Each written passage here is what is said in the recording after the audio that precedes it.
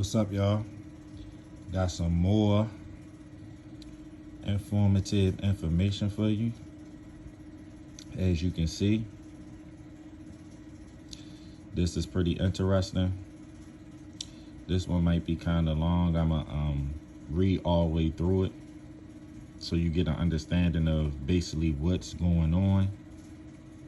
And, yeah, buckle up your seatbelts. Get ready, because this is pretty interesting here. So let's get into it. As you can see, we get ready to touch on your birth certificate. And as you can see what it say right there, it say your birth certificate is worth money.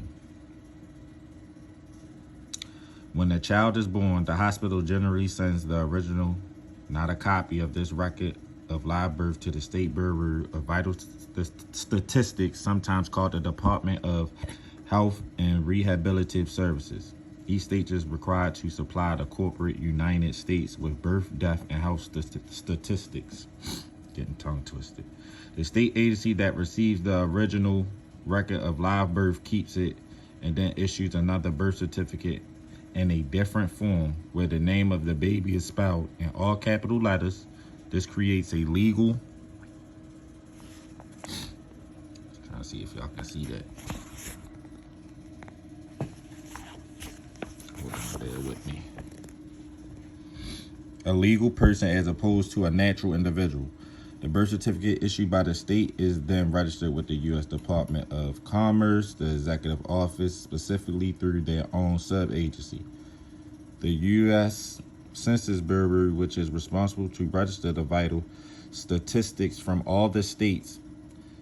Thus, the birth certificate is registered in international commerce. The word registered, as it is used in commercial law, does not mean that the all capital version of the name was merely noted or recorded in a book for future references purpose. When a birth certificate is registered with the U.S. Department of Commerce, the Treasury will issue a bond on the value of birth certification. That bond is then made available for purchase on a securities exchange and is bought by the Federal Reserve Bank. This purchase then becomes the authority or collateral to issue Federal Reserve notes, which we use as a medium of exchange.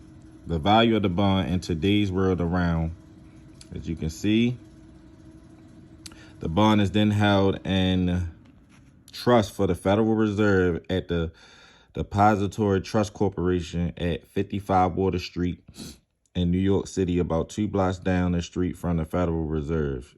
It is a high-rise office building, and the sign in front reads the Tower of Power. This process creates a burden in that the all-capital legal person named on birth certificate has become a surety, a guarantor, a condition, and obligation that is automatically and unwillingly assumed unless you rebut the presumption by effectively noticing government. More for y'all.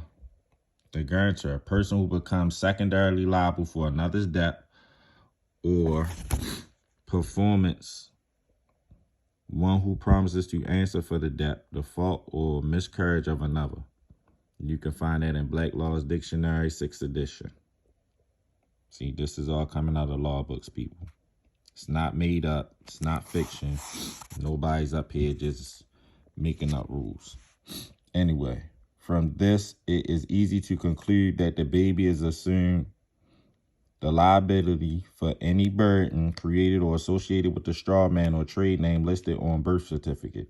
It is not difficult to see that a state-created birth certificate with all caps name is a document evidencing debt the moment it is issued. Once the state has registered a birth document with U.S. Department of Commerce, the department notifies the Treasury Department, which takes out a loan from the Federal Reserve. The Treasury uses that loan to purchase a bond. The feds hold a purchase money security interest in the bond from the Department of Commerce, which invests the sale proceeds in the stock or bond market. The child just became the slave. Can you see how this happened? Until you take control, in other words, rebut, you will remain the slave. Slaves do not have freedoms, and that is what we all, or almost all, have been since the day we were born, and our innocent parents and their parents and their parents before us. Every citizen is given a bond number, the red number on a birth certificate, and each live birth is valued at from 650,000 to 750,000 Federal Reserve dollars and collateral from the federal.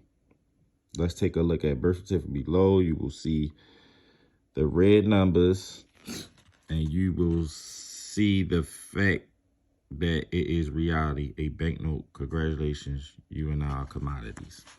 As you can see, just giving you a demonstration of your birth certificate right here. And if you go get your birth certificate right now and take an actual look at it, you will see that you have this bond number on there. That is worth money. So food for thought for you. Let's continue, shall we? Names in all caps on birth certificates since the early 1960s. State governments have issued birth certificates to persons with legal fiction names using all cap names.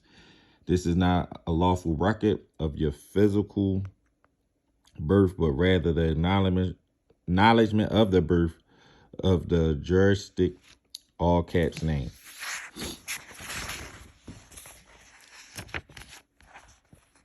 It may appear to be your true name, but since no proper name is ever written in all caps, either lawfully or grammatically, it does not identify who you are. The birth certificate is the government's self-created document of title for its new property, you and me. And the way it makes us kind of corporation whose company name is the same as our real name, but written in all caps. This corporation then generates taxes and wealth over its lifetime, and this way repays the collateral that Uncle Sam borrowed from the Federal Reserve. Remember that bond thing printed on the bottom of the certificate. Here's a definition of bond. Not going to read all that so you can get a definition, because it's already a lot of reading. You can find it in Merriam-Webster Dictionary of Law, and let you get a good glance at it so you can see what bond means. There's banknote.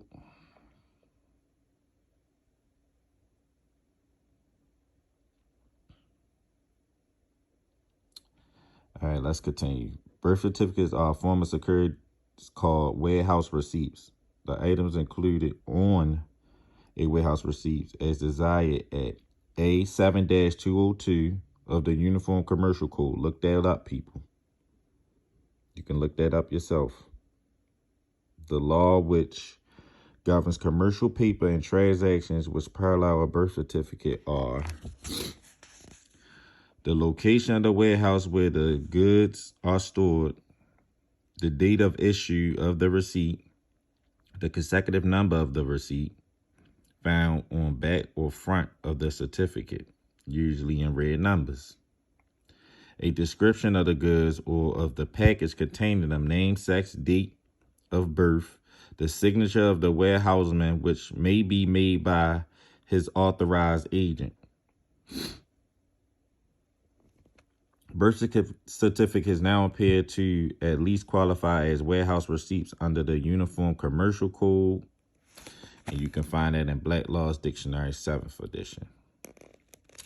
Here's definition of warehouse receipt.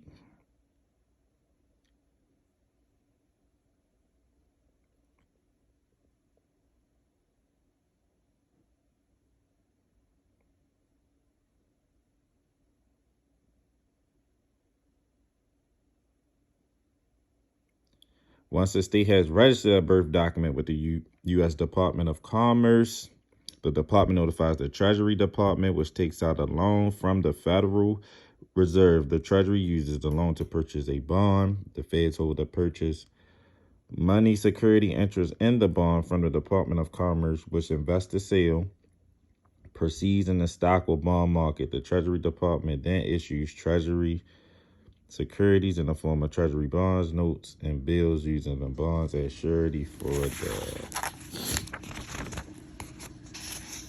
new securities.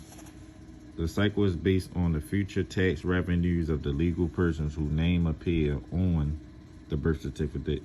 This also means that the bankrupt corporate U.S. can guarantee to the purchaser of their securities the lifetime labor and tax revenue of every citizen of the United States American with a birth certificate as collateral for payment. This device is initiated simply by converting the lawful true name of the child into a legal juristic name of a person. Legally, you are considered to be a slave or indentured servant to the various federal, state, and local governments via your state-issued and state-created birth certificate in the name of your all-caps person.